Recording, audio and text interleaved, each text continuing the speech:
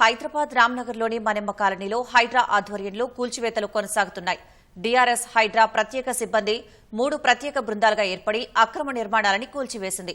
రోడ్డును కబ్జా చేసి స్థలంలో అక్రమంగా కల్లు కాంపౌండ్ నిర్వహిస్తున్నారని గతంలో స్థానికులు ఫిర్యాదు చేశారు. ఈ అక్రమ నిర్మాణాలను 2 రోజుల క్రితం హైడ్రా కమిషనర్ పరిశీలించారు. స్థానికుల ఫిర్యాదుతో 2 రోజుల్లోనే అక్రమ కల్లు కాంపౌండ్ కూల్చివేతతో పాటు రోడ్డుపై నిర్మించిన అక్రమ కట్టడాన్ని కూడా కూల్చివేయడంపై అందరూ హర్షం వ్యక్తం చేస్తున్నారు.